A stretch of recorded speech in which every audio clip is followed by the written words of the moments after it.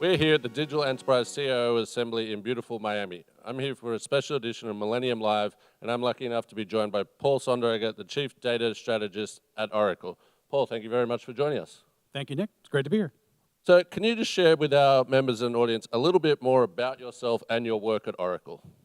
Sure. So I'm a strategist in the data management organization, and my job really has two parts. One is internally facing, talking with the heads of product management about how the competitive environment is changing, what enterprises are interested in, and how that should inform our product direction. And then the other part of my job is in the outside world, telling the story about what Oracle is up to, how this very large portfolio of Oracle products fits together, and what that means for data capital and for increasing the return on data assets. Fantastic. And where does your passion for data and technology come from? Has it always been like in your DNA, or did you have a certain experience that triggered it? Yeah, I am an English major with a tech habit. So my background is actually in literature. So I come to this whole perspective on data from this perspective of ideas and the ways that they connect together. So when I'm talking with customers about the data assets that they have accumulated and created and the ways that they use them, it's really a conversation about how have these unique observations that you've created about the world, how can you then apply them in order to take advantage of the ideas that they represent and the measures and metrics that they represent. Fantastic. And in your fantastic keynote yesterday, you brought up the term data capital. Can you just unpack this term slightly and share with us how this connects to how data is used every day? Sure. So when we talk about data capital, what we're saying is not a metaphor. It's not data is the new oil or data is the new gold, electricity, whatever the metaphor may be. What we're saying is that data fulfills the literal economic textbook definition of capital.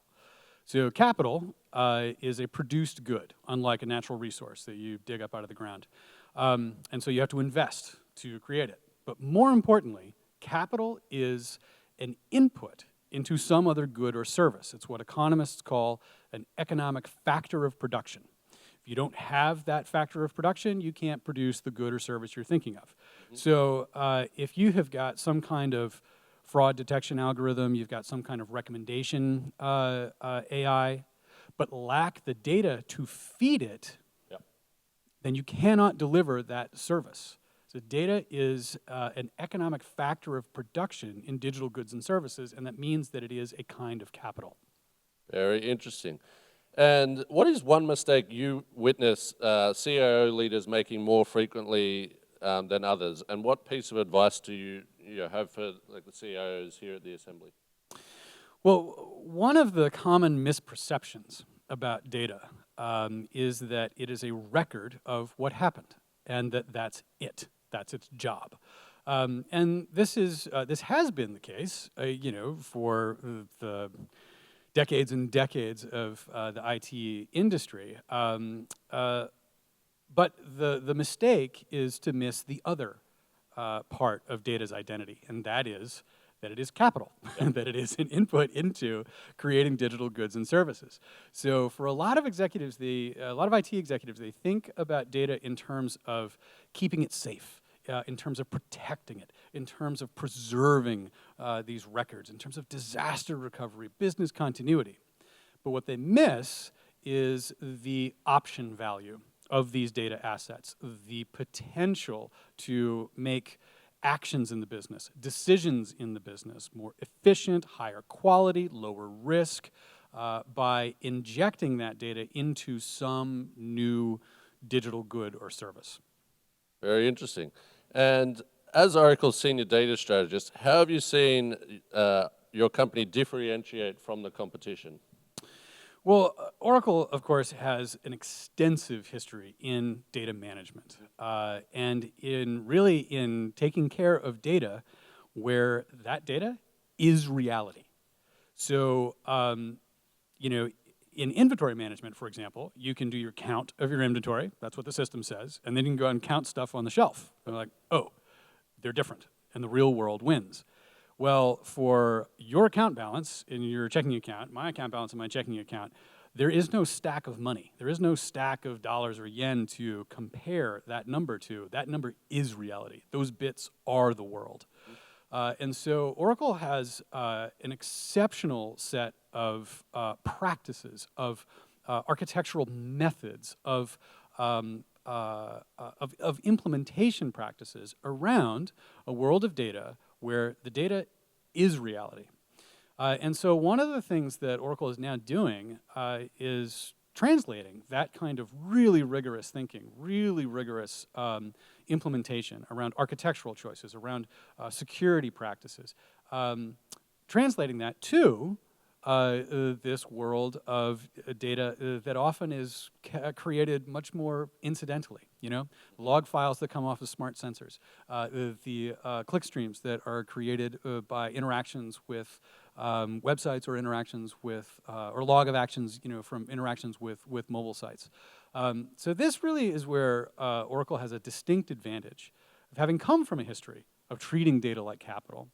And so now the practice that we're entering into is one of creating this kind of data plane that goes across delivery environments, across public cloud, across local cloud, across on-premises, where all kinds of different data assets, you know, irrespective of the structure that they're born in, where all kinds of data assets get this same level of protection as they move from their point of origin, whatever that was, to their many, many points of use. Interesting. So in terms of data capital, you know, from your perspective and Oracle's, what, you know, industry sector, whether it's automotive, healthcare, retail, is really leading from the front? Well, so the financial services world for a long time has been in the vanguard of adopting new technologies, experimenting with them, figuring out how to apply them, and that is the case in data capital as well. So that's one area. But you know, we also see areas in pharmaceutical research, for example, where pharmaceutical firms are starting to revisit research they've already done, revisit data assets they've already created in order to look at data they've collected about potential therapies through a new lens, perhaps a slightly different formulation, perhaps a different dosage, in order to find out what happens then to the effectiveness of that therapy. So this is a case where these existing data assets, past research, have a second life. And these companies are capturing the option value of those data assets, using them in a new way to answer new questions. And in some cases, as with a recent new therapy for Alzheimer's, the answer is, the option value on that data leads to an effective therapy simply because they were able to ask a different question in a new way, even of the same data assets. But the data's just reborn. It was sitting there. You just had to look at it at that different angle. Well, and this is one of the things about data is that unlike oil, for example, where you burn it and it's gone, data's not like that. You can use it multiple times for multiple different purposes. You know, and I should say that this idea of option value for data comes from Ken Kukier, who is the data editor at The Economist for a long time, in a book that he wrote. But this idea that the secondary usage, the secondary value of data may in fact be more valuable than the primary one is one of the ideas that's just starting to percolate among leadership in large enterprises. So we expect to see the fruits of that increase over the coming years. For sure. Why is data liquidity so important, and how can the C-suite executives improve on their data liquidity? Well, remember that data capital is this idea that data is not just a record of what happened.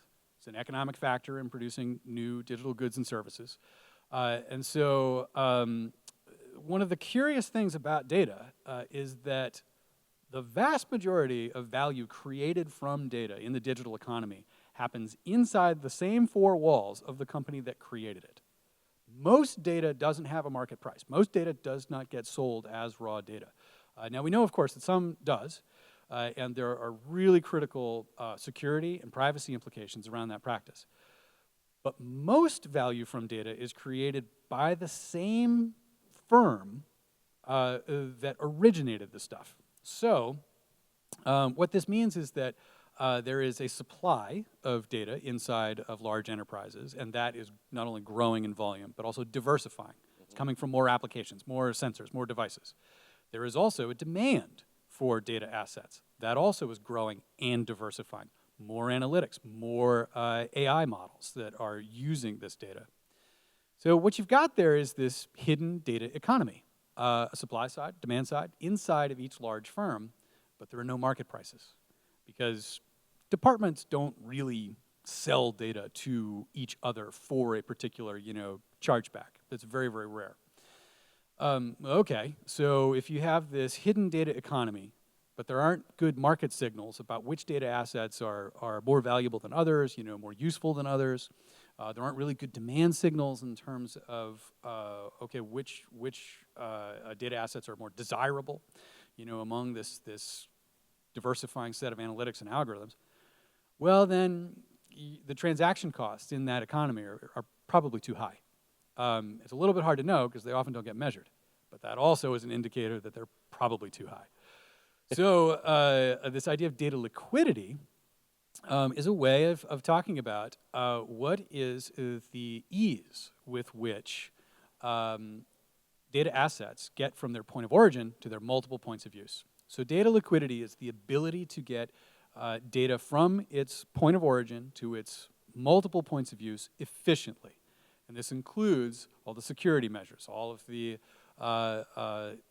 time that it takes in the skilled labor to make this happen, all of the cost in terms of the software and hardware, however that is used, whether it's provisioned from cloud, from public cloud or local cloud, what does that actually cost?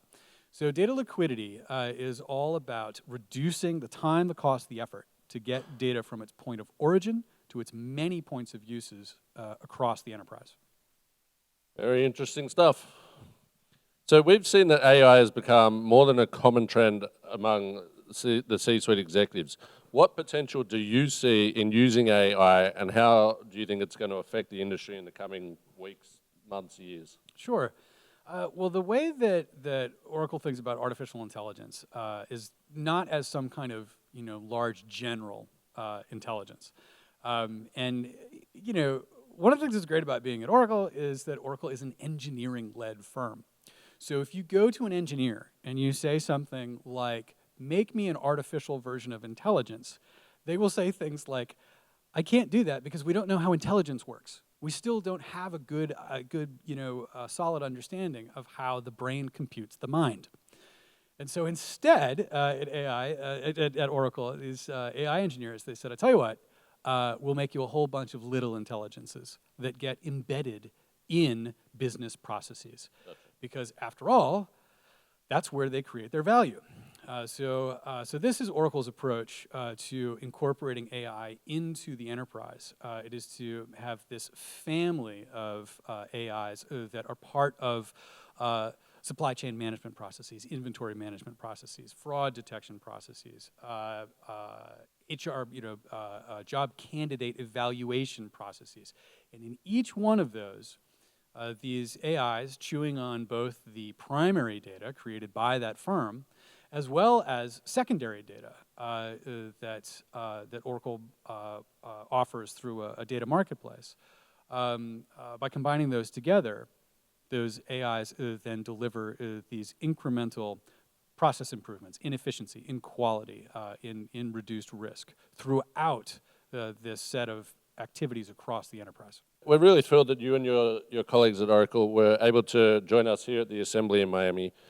You've obviously had meetings, you had a fantastic keynote, the meals and networking. What benefits, A, have you seen from being here at the Assembly, but also for executives at a intimate conference like this? The real benefit of a Millennium Alliance event is that it's small. These are intimate events. And so in the roundtable discussions, this is a place where CIOs today and yesterday get to talk with each other about problems they're facing, and then hear, okay, here's how we addressed it. Here's how we face this. In those roundtable discussions, they're often also chaired by folks from academia, professors who will bring in questions about current areas of research and how that intersects with industry practice. So it really is a great environment to share ideas that way. And it's the engaging conversations. Absolutely, yeah. And why do you think from you with all your customers, it's important to get out of the office and have these type of conversations like here at the assembly? Well, this is the basic value of the interchange of ideas. You've got to go talk to people who know things that you don't even know to ask about in order to have new ideas enter your thinking. And so, well, how do you do that? You have to actually go get out of your normal operations, your normal routines, and then go to a place that's filled with people who may speak your same language, but come from different industries, come from different backgrounds, come from different career experiences than yours, and then listen to them. Because it's likely in that kind of environment, they'll say something that you actually didn't know to ask about. So we're racing towards the end of 2019, so I can't let you go without asking you for your number one prediction and your number one tip for the C-suite executives for 2020. The number one thing I would tell executives to think about in this coming year is to look for the data that isn't there. So we generally talk about how data is abundant, it's all over the place, there's more than we can manage. It's true, but it totally misses the point. The point is that data, in fact, is scarce. Every individual data set is a unique asset, and companies are in competition with one another to create unique data assets. Because if you digitize an interaction with your customers before your rival does, you get the observations from those interactions, and your rival does not. Those observations then become input into some kind of algorithmic optimization for that activity, and this builds this virtuous cycle. So despite the fact that CEOs, CIOs lament the fact that they've got an enormous amount of data, they really need to kind of flip that perspective around and look for these opportunities in the world where they have not been digitized yet. And create unique data assets out of those before their rivals do. Well, let's see if, I'm sure your prediction will come true. Paul Sonderegger, thank you very much for joining us here at the Assembly. Thank you, it's been a pleasure.